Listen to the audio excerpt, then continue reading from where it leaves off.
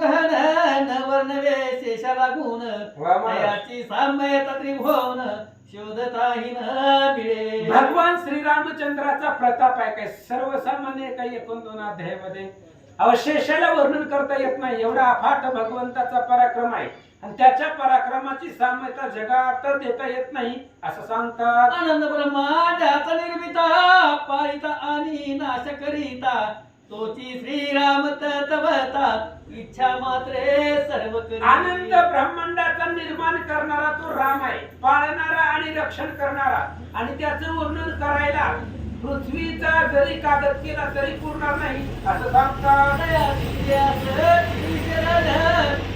किती जगाला गुण मग सोहास्य करून श्रीराम काय न करी. अहो जे भगवंताला अनन्य भावाने शरण जातात मग त्या असणारे शरण आलेले भक्त पृथ्वी जिंकण्याचं त्रिभुवनावर राज्य करण्याचं सामर्थ्य भक्तात येतं. मग त्या भक्तांचं देव श्रीराम त्याला काय करता येत नाही असं सांगतात. अशी जे स्पर्धा करीती तेही मुक्ती ते पावती सर्वासी समजसी तपती कैतारी अहमते. अहो भगवंता बरोबर स्पर्धा करणारा विरोध करणारा सुद्धा मुक्तीला जातो. रावण बायको उचलून नेली तरी उद्धार केला म्हणजे विरोध जरी देवाबरोबर केला तरी त्याचा उद्धार करतो.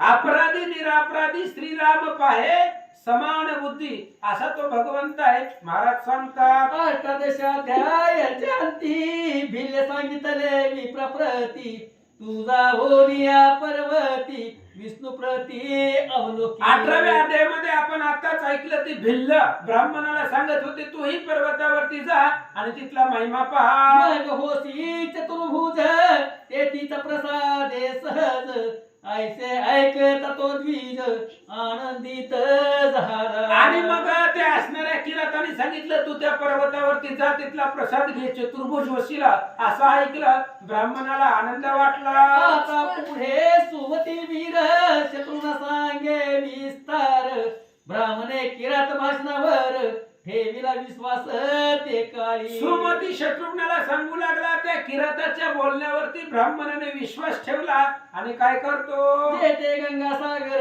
संगम झाला तेथे द्विजवर स्नान केला मग गिरिशिखरी चढला तव देवालय देखिले. मग जिथं असणाऱ्या ब्राह्मणाने विस्तार करून सांगितलं होतं त्या नीलगिरी पर्वतावरती गेला.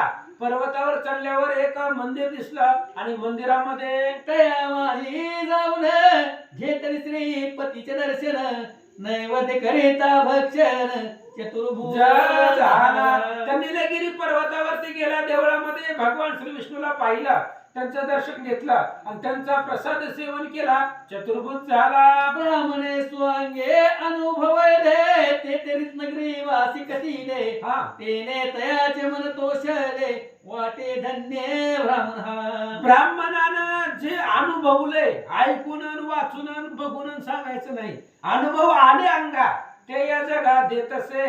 ब्राह्मणानं स्वतःला आलेला अनुभव रत्नग्रीव राजाला नीलगिरीचा महिमा सांगितला.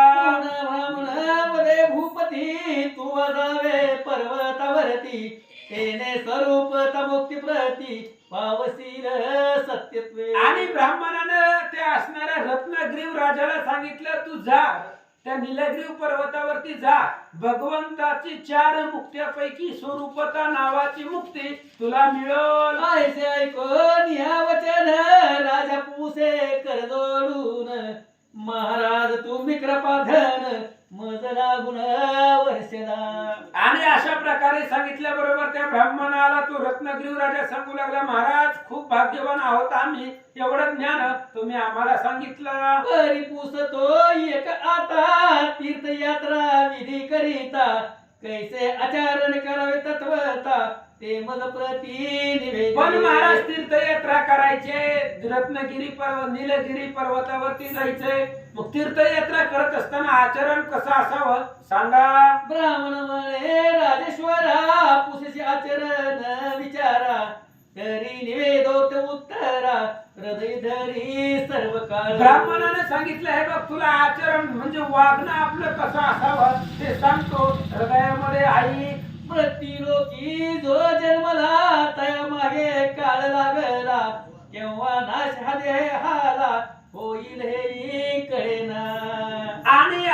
बाबा मृत्यू लोकामध्ये जो जन्माला आहे तो मरणारच आहे, त्याच्या मागे काळ लागलेला आहे, पण कधी मरण देहाला येईल हे सांगता येत नाही. त्याच्यामुळं काय करायचं, नामस्मरण वाचा मग. तरी सर्वदा हरिस्मरण करीत असावे अनुदीन, तेने होईल सार्थक जाण या मानवी देहाचे. या मानवी जीवनाचं जर कल्याण सार्थक करायचं असेल तर सार्थक कशामध्ये, तुका म्हणे जन्म आल्याचे सार्थक, विठ्ठलाची एक देखणी या, अशा प्रकारे असणार सार्थक जन्माचं आहे असं सांगतात. करावे हरिगुण कीर्तन आत्मभक्ती भावे श्रवण, तेने सकल पाप नाशन होत असे स्वभावे. भगवंताचं गुण कीर्तन नामस्मरण करायचं, त्यानं सगळं पाप संपलं जातं असं ब्राह्मण सांगू लागला. स्त्री धनी नसावी प्रीती सर्व नाशवंत असती, लहान थोराची गणती नसे निवड काळाला घेणं देणं नाही, लहान थोर मोठं हे गरीब श्रीमंती यमाला काही घेणं देणं नाही. बंगल्यातलं असलं तरी यम उचलताय आणि झोपडीतलं असलं तरी यम नेता, यम काय बघत नाही. त्याच्यामुळं विचार कर आणि भगवंताचं भजन कर असं ब्राह्मण सांगू लागला. जन्म मरणापासून दूर करील भगवान, हरी दयाचे भजन निरंतर करावे. भगवंताचं भजन का करायचं, जन्म मरणापासून दूर करतो ती, बाकी कोणी करू शकत नाही. जन्म मरणाच्या आवर्ती बुडत होतो मारुती, ते तुवा लावणी श्रीराम भक्ती वानर पंक्ती उद्धरिल्या. तंबे अथवा लिले करून जरी घडे नामस्मरण, तरी तो कृपावंत होऊन तया लागी तारितसे. अहो भगवंताचं स्मरण तुम्ही जाणून बुजून करा, चुकून करा किंवा विरोध म्हणून करा, तरी तुमचा उद्धार होतो असं सांगता. ऐसे तयाचे महिमान तुवा जावे तयासी शरण, भजन आणि गुण कथन हेच गुण तया. म्हणून अशा प्रकारे ते भगवान श्री विष्णूचं महिमान आहे. भजन कर, एकच मार्ग भगवंताकडे जाण्याचा आहे आणि भजन करत करत जा. तीर्थयात्रा विधी तुझ लागून सांगत आता करी श्रवण, जया मार्गी गेले महाजन तोची अंगीकारी. आता तीर्थयात्रेचा मार्ग सांगतो. ज्या ज्या तीर्थयात्रेला संत महात्मे गेले त्या रस्त्याने जा. स्त्री पुत्राविषयी जाण वैराग्य करणे धारण, ममता लोभासी टाकून विचार संपादन करावा. स्त्री पुत्राला सोबतीला घेऊन जा, मोह टाकून दे आणि त्यांनाही तीर्थयात्रा कराव, तुझंही कल्याण कर. ममतेमध्ये मायेमध्ये अडकू नको. मोहाचा सोडून गोवा अन्य शरण जाई माधवा, मुखे नाम उच्चार करावा उल्हास दर्शनी असावा. भगवंताच्या दर्शनामध्ये उल्हास असावा, मुखामध्ये नामस्मरण असावं आणि आशा करीत करीत त्या दर्शनाला जा. ग्रामाबाहेर एक कोश जाता करी जे स्नानास, मग करोनी क्षौर विधीस सारी कर्मास ते कर. गावाच्या बाहेर एक कोस गेल्याबरोबर स्नान कर आणि स्नान करून शुद्ध पवित्र होऊ ना पुन्हा देवाच्या दर्शनाला जा. दंडक मंडलो करुणी धारण सर्व हरे हरे उच्चारून, मुक्ती लागी प्रार्थना जाण ईश्वराची करावी. आणि मग हातामध्ये दंड म्हणजे काठी घ्यावी, कमंडलू घ्यावं, कौपिन धारण करावी आणि भगवंताचं स्मरण करावं. पावलं पावले आम्हाला मुक्ती मिळावी अशी प्रार्थना कर. पादचारी करावे गमन उपान होईन सावेदान, ऐसे केली तीर्थ गमन सर्व पुण्य जोडेल. म्हणून तीर्थयात्रेला जाताना चपल्या घालायच्या नाही, त्या चपल्या नसावे, उपानही नसावे, कुठल्याही प्रकारचं पायामध्ये वाहन घालायचं नाही आणि चालत जायचं तर त्या तीर्थाचं फळ भेटतंय असं सांगतात. उपान घालून यात्रे जाता चतुर्थांश फळे हाता, व्यापार निमित्त जाता तत्वता तृतीयांश फळ मिळे. चपल्या घालून जर तीर्थयात्रेला गेलं तर त्या असणाऱ्या तीर्थयात्रेचं किंचित पुण्य भेटतं, तिथल्या तीर्थाचं किंचित पुण्य पदरात भेटतं. आणि जर व्यापारानिमित्त गेलं तर त्याच्यापेक्षा थोडं जास्त पुण्य आपल्याला भेटतं. सेवा योगे जाय कोणी अष्टमांश फळ तया लागूनी, ऐसे शास्त्र्या सेवानी सत्य जाण फक्त निश्चय. भगवंताची सेवा करण्याच्या उद्देशाने जर तीर्थयात्रेला गेले तर सगळं पुण्य त्याला भेटतं असं शास्त्र वेदात सांगितलं. तीर्थी जाऊन साधूशी नमन करावे स्वस्त मानसी सेवा करीत अहिरणीसी मुक्ती सत्वरी लादेल. आणि तीर्थाला गेल्यानंतर ना साधू संतांची सेवा कर, त्यांना नमस्कार कर, असं केल्यावर मुक्ती सायुज्यता मुक्ती प्राप्त होते. तरी आता भूपती तूही वर्तावे ऐशा रीती तेने तुझ लाभेल भक्ती जडेल प्रीती हरिपदी. तो ब्राह्मण रत्नग्रीव राजाला सांगू लागला, तूही जा अशाच पद्धतीने जा. मी आता जसं वर्णन करून सांगितलं अशा मार्गाने गेला तरच भगवंत तुला मिळेल. सुमती म्हणे कैकई सुता रत्नग्रीव भाषेन ऐकता चित्तासी झाली उद्विग्नता राजलोभ त्यागिरा. सुमतीने शत्रुघ्नाला सांगितलं, त्या ब्राह्मणाचं बोलणं रत्नगिरी राजानं ऐकलं आणि राज्याचा त्याग केला, मोह ममता संपवले. मग धानासी वाहून क्षितिपती बोले तया लागून सर्व जे कनगरवासी जन तया लागी आज्ञापी. मग राजानं सगळ्याचा त्याग केला, आपल्या गावातली लोक बोलवली आणि काय सांगू लागला, मी त्याहुनी सकळ राज्यासी जातो तीर्थ यात्रेसी मज समागम यावयासी सिद्ध असावे सकळे. गावातल्या लोकांना सांगितलं, मी तीर्थयात्रेला चाललोय, आता देहू आळंदी पंढरपूर अयोध्या क्षेत्र काशी यायचंय, कोणा कोणाला तर चला.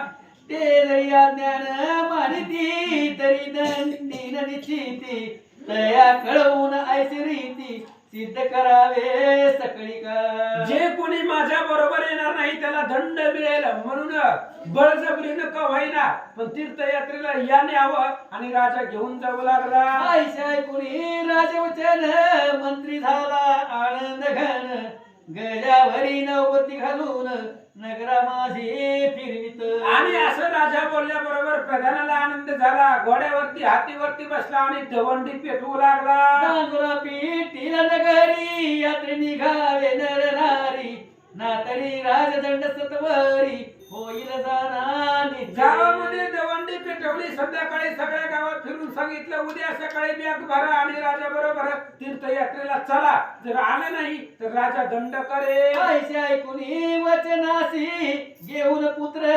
करत्रासी निघोनी सर्व नगरवासी राजद्वारी पातले. दवंडी रात्री ऐकली, रात्री सगळ्यांनी बॅगा पॅक केल्या आणि दुसऱ्या दिवशी सकाळी आपली असणारी लेकरं बायका घेऊन राजवाड्यापाशी आले. प्रधान म्हणे राजा लागून आपली आज्ञा पाळून द्वारी पातळ नागरिक जन अत्यानंदे करुणिया. प्रधानानं राजाला सांगितलं, महाराज आपल्या आज्ञेवरती सगळं गाव आपल्या बरोबर जाण्यासाठी आलं. विप्र आले अग्रभागी असते अग्नी होत्र संगी मुष्टी कुश घेऊन वेगी सिद्ध असती जावया. सगळेजण आलेले जे ब्राह्मण आहेत ते असणार अग्निहोत्र घेऊन आलेले आहेत. म्हणजे जो जो ज्या ज्या वेशामध्ये धर्मामध्ये वर्णामध्ये आहे आपापल्या वर्णानुसार सगळे आले. वैश्यवस रे येऊनी शूद्र आले तया मागुनी जंगम वैराग्य आनंदोनी सिद्ध असती जावया. चतुर्वर्ण आहे, ब्राह्मण आले, क्षत्रिय आले, वैश्य आले, शूद्र आले.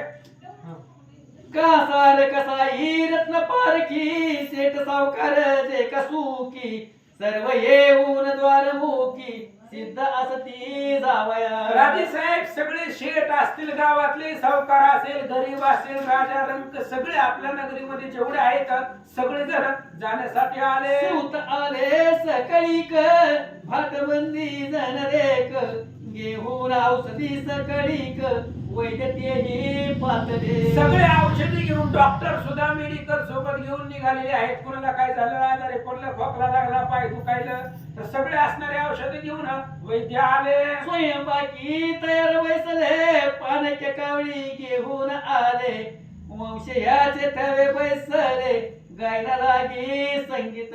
स्वयंपाकी त्याला आचारी म्हणतात. आचारी सुद्धा सोबतीला आलेले आहेत. कोणाला भूक लागली तर चहा नाश्त्याची सोय करण्यासाठी आचार्य आहेत. पुन्हा गायन करण्यासाठी काही गायनाचार्य सुद्धा सोबतीला आले. नगरातील सर्वजण कोणी न राहिले ग्रह लागून करावया तीर्थी गमन यात्रा संपूर्ण म्हणून राजे साहेब ना घरातले सगळे आले, कोणी गावामध्ये राहिलेलं नाहीये. ह्या निलगिरी पर्वताचं महात्म्य जाणून ती तीर्थयात्रा करण्यासाठी सगळेच आले. मग सकळ जना समवेत रायाने धरिला यात्रा पंत संगे चतुर्भुज ब्राह्मणासी घेत यात्रा सांग आणि म्हणून आता रत्नगिरीवर राजानं निलगिरी पर्वतावर जाण्यासाठी त्याची यात्रा करण्यासाठी चतुर्भुज ब्राह्मण चतुर्ज्ञानी पंडित ब्राह्मण सोबतीला घेतले. पुण्या नगरापासून एक कोश पंत जाऊन तेथे करोनी स्नान उपन मग मन पुढे केले. त्या ब्राह्मणाने सांगितल्या पद्धतीने आपल्या गावापासून एक कोस लांब गेलं, तिथं असणारे आंघोळ्या केल्या, स्नान केलं, तिथून पुढे निघाले. दंडक मंडलो आणि अजीन हाती दिसे शोभायमान मुके हरी नाम स्मरण सर्व काळ करीत असे. हातामध्ये दंड कमंडलू अशा प्रकारचं असणाऱ्या सगळ्यांच्या हातामध्ये मुखामध्ये नामस्मरण आहे, हृदयामध्ये चिंतन आहे आणि अशामध्ये सगळेजण निघाले. आता पुढील अध्याय कथा राजा चालीला यात्र पथा तयाचे चरित्र ऐकता सकळ पापे हरतील. आता पुढच्या अध्यायामध्ये ऐका, राजा निघालाय, आता तीर्थयात्रा राजा करणार आहे. त्या राजाची तीर्थयात्रा ऐकली की तो आपलं पाप संपणार आहे. अशा प्रकारची कथा आता पुढच्या अध्यायात ऐका. जेणे होय पाप दहन तेचे आचरती सज्जन म्हणून तत्पदी विष्णुलीन होऊन सुख भोगित असे. ज्यानं पापाचं हरण होतंय अशा प्रकारची सज्जन लोकांचं आचरण असतं. त्यामुळे कथा ऐका, पाप संपेल. महाराज सांगतात, इथे श्री पद्मपुराणे पाताल खंडे शेषवास्यायन संवादे रामाश्वमेध नील पर्वत प्रस्थानम नाम 19 अध्याय. पुंडलिक अवतार विठ्ठल श्री ज्ञानदेव तुकाराम पंढरीनाथ भगवान की जय.